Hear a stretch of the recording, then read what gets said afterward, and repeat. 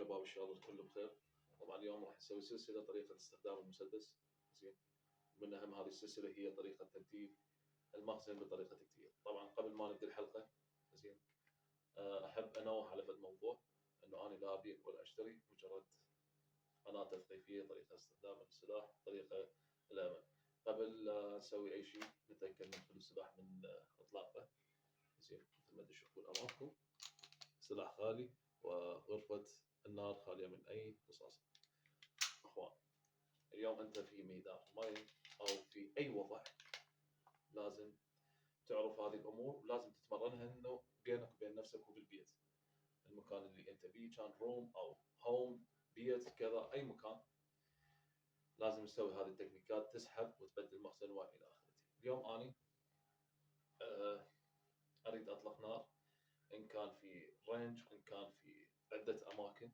أوكي اخوان، بهذه الطريقه نسحب السلاح. طبعا المسكه ان شاء الله بالفيديو الثاني راح اعلمكم شلون طريقه المسكه الصحيحه لاستخدام السلاح. اليوم اني اوجهها بهذه الطريقه واطلق شات فاير. التبديل هي كالتالي: مجرد ضغط على الرقمه اللي تطلع المخزن بهذه الطريقه، اطلاق نار. خلينا نعيد هذه الحركه شويه اسرع شباب. زين، اليوم اني اطلقت. خلينا نعيد البدايه. اليوم انا اطلقت، كملت اطلاق، بس مجرد اضغط راح يطلع المخزن. مثل ما تشوفون السرعه ما تاخذ من ثانيه. اذا انت تمرنت عليها وعندك جهاز يقيس لك الوقت، راح يصير عندك الموضوع كلش عادي وكلش سهل، وايضا يصير عندك معلومات. اليوم راح نطبق هذه العمليه. زين، اليوم انت بميدان رمايه، راح تطلق النار. مجرد ما تضغط على الدقمه مال شوجر شويه تحركها هيك، شويه تخلي بيه رده فعل، او مثل ما نقول بلهجتنا نتله. بالنسبه لمكان المخزن، اكو ناس يفضلون بهذه الطريقه، اكو ناس يشيلون اثنين ثلاثه، فاني افضل دائما هنا، هو الافضل يكون هنا. زين، حتى انت تقدر بسرعه انه انت تقدر.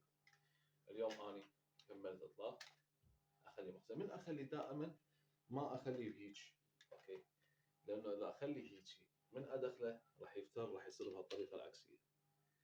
اذا انت كنت بوضع امرجنسي او كنت بوضع انه في مكان اطلاق نار او في رينج، دائما المسدس من تسحب دائما تلمسه. خلي اوضح لكم اكثر اخواني ونعدي عن الرصاصه. زين، خليها معي. تمام.